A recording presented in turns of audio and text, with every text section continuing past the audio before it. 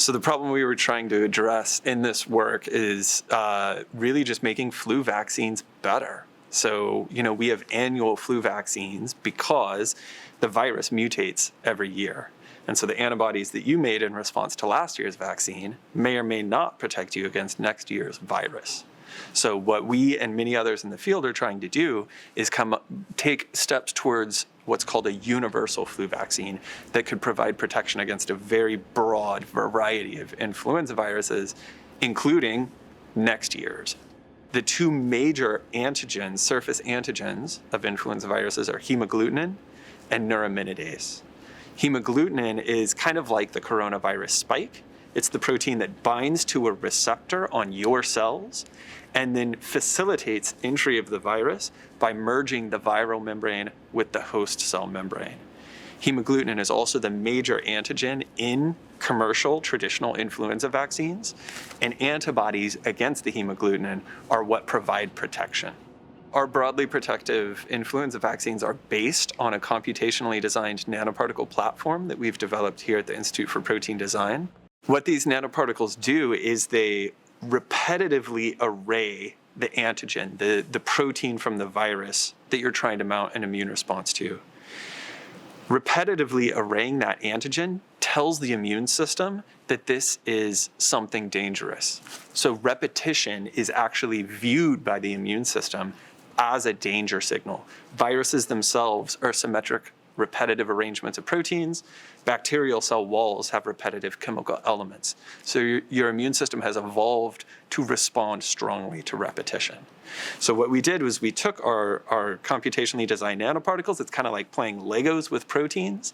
We programmed them to assemble to very specific structures.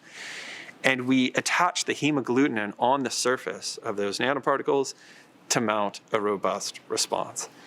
The next trick we played, however, was we took advantage of the unique capability of our nanoparticle platform to co-display multiple different hemagglutinins on the same particle.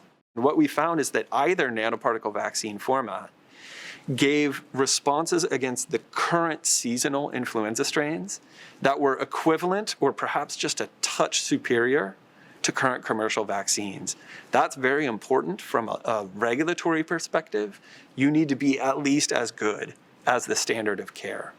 But the special thing, what we saw in addition, was that we got much broader responses, and these broader responses were protective.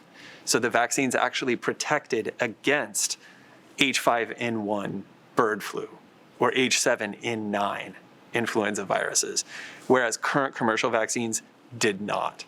So we're thinking these vaccines may be what you might call a supra-seasonal vaccine, a vaccine that protects for more than 1 year, right, or provides high efficacy protection across multiple years.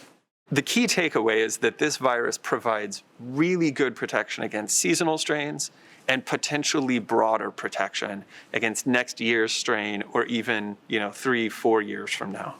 So that's the one key takeaway. What we're doing next is we're actually evaluating this vaccine in a phase 1 clinical trial that's scheduled to begin next month at the NIH. So this entire project has been in close collaboration with researchers at the NIH's Vaccine Research Center, specifically the labs of Barney Graham and Masaru Kanakiyo.